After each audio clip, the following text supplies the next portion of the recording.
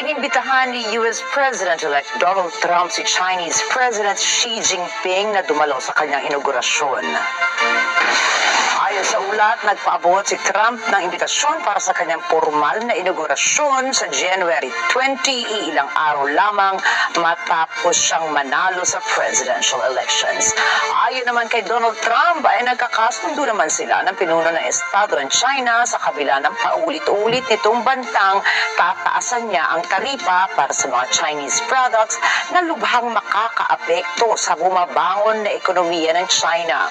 Sa iilang okasyon ay sinabi rin ni Trump na tinitingnan niyang patawan ng karagdagang 60% tariff ang mga produktong nanggagaling sa China upang mabigyan pansin ang American-made products at mapigilan ang China bilang isang emerging economy. Dagdag pa nitong layunin niyang taasan pa ito ng 10% kung hindi magpupursigi ang Beijing na pigilan ang pagpasok ng fentanyl sa kanilang bansa. Wala pang sagot ang Chinese Communist Party ukol sa mga naturang imbitasyon.